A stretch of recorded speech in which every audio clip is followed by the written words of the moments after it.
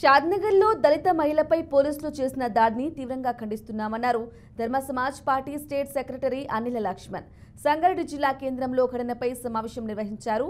ఏదైనా తప్పు చేస్తే చట్టపరంగా చర్యలు తీసుకోవాలి కానీ ఇలా థర్డ్ డిగ్రీ ఉపయోగించడం తప్పని ఆగ్రహం వ్యక్తం చేశారు.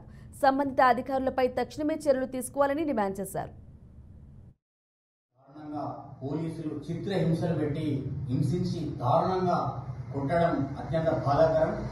అంటే దళితులకు ఈరోజు రాజ్యాంగం అమలవుతూ ఈరోజు 75 ఏళ్ల స్వాతంత్రంలో దళితులు పీడనకు గురవుతున్నటువంటి మన కోకొల్లలు ఉన్నాయి. తాజాగా కూడా ఈ కాంగ్రెస్ గవర్నమెంట్ హయాంలోనే మళ్ళీ షాద్నగర్ ఏరియాలో ఇలా జరగడం బాధాకరం. పోలీసులు దళితుల పట్ల అమానుష్యంగా వ్యవహరించడం చాలా బాధాకరం. దీన్ని ధర్మ సమాజ్ పార్టీ సంగారెడ్డి జిల్లా తీవ్రంగా ఖండిస్తా ఉంది. దీన్ని మేము వ్యతిరేకిస్తా ఉన్నాం. ఈ చర్యను గవర్నమెంట్ సీరియస్ గా తీసుకుని సంబంధిత పోలీస్ అధికారులపై కఠిన చర్యలు తీసుకోవడంతో పాటు వాళ్ళ ఉద్యోగాల్ని బర్తరఫ్ చేయాలని, వాళ్ళని ఉద్యోగాల నుంచి డిస్మిస్ ఫ్రమ్ ద ఎంప్లాయ్మెంట్ నుంచి తీయాలని మేము బలంగా వాదిస్తున్నాం, డిమాండ్ చేస్తున్నాం.